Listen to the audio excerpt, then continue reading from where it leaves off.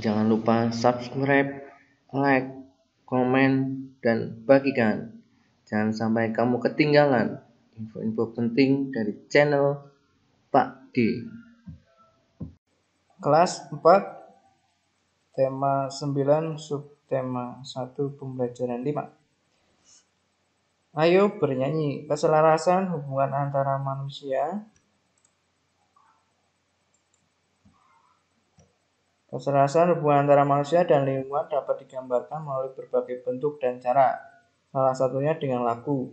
Banyak lagu yang bertemakan lingkungan. Salah satunya lagu berjudul Hijau Rumahku, Hijau Bumiku. Hijau rumahku, hijau bumiku. Kami keluarga dan anak cinta lingkungan. Selalu berusaha lindungi bumi kita, hemat menggunakan sumber daya alam agar terhindar dari kehancuran. Di rumah, di sekolah, di taman, di restoran, kita kemana-mana ingat yang satu ini. Pilah sampah pada tempatnya, hijau rumah kita, hijau kampung kita, hijau sekolah kita, hijau kota kita, hijau sawah kita, hijau bukit kita, hijau hutan kita, hijau bumi kita.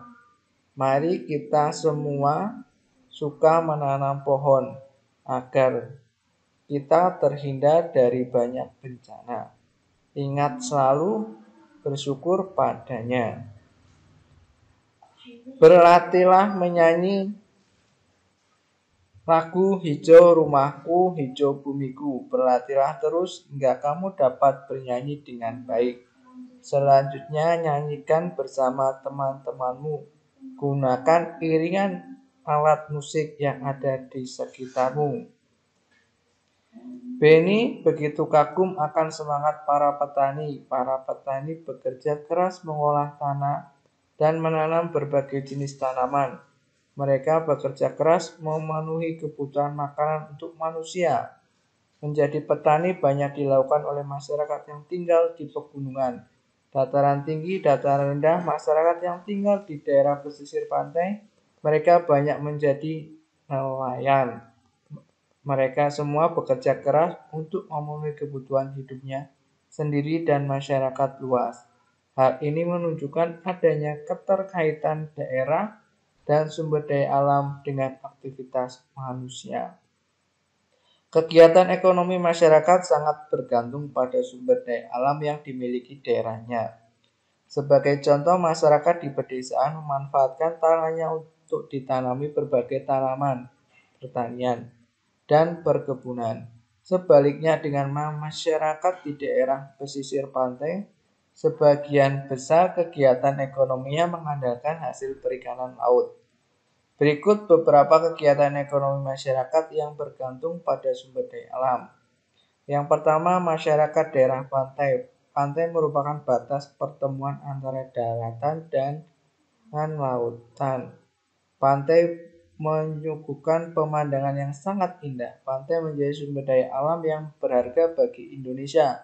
Indonesia memiliki banyak pantai yang terbentang dari Sabang sampai Merauke. Kegiatan ekonomi utama masyarakat di sekitar pantai adalah sebagai nelayan.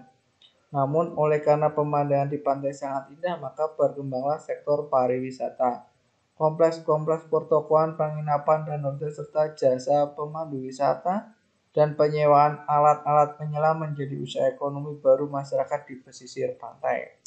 Masyarakat daerah laut, potensi perikanan laut di Indonesia sangatlah besar.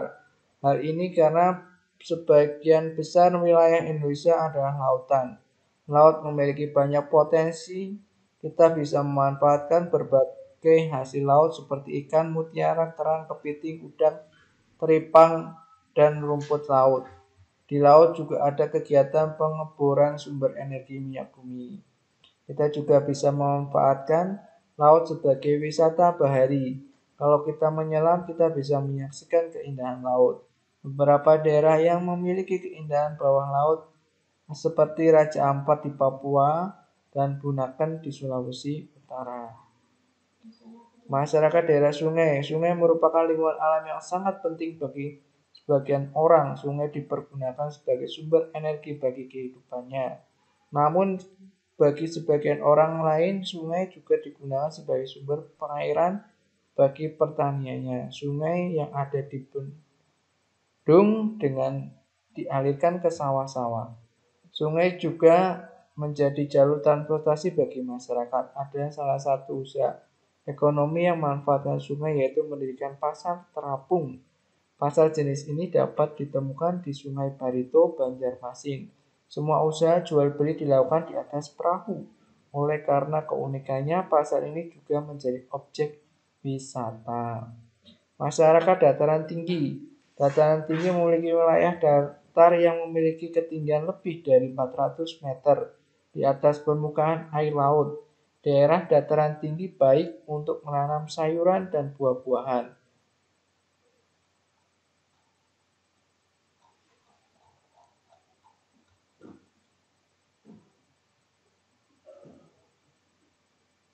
Selain sebagai lahan pertanian, dataran tinggi juga merupakan tempat yang cocok untuk bertempat wisata. Karena dataran tinggi pada umumnya memiliki udara yang bersih, sejuk, dan segar. Contohnya dataran tinggi Dieng di Wonosobo, Jawa Tengah. Masyarakat dataran rendah merupakan bagian dari daratan yang memiliki ketinggian antara 0 sampai 200 meter di atas permukaan laut. Seperti di dataran tinggi, dataran rendah juga dimanfaatkan sebagai lahan pertanian. Selain itu, dataran rendah juga dimanfaatkan sebagai lahan untuk industri peternakan dan perumahan. Ayo berlatih, kumpulkan informasi tentang aktivitas ekonomi yang ada di lingkungan tempat tinggalmu. Pantai, nelayan, laut, tadi ya, objek wisata bisa sungai, irigasi, objek wisata juga bisa dataran tinggi, objek wisata juga bisa dataran rendah.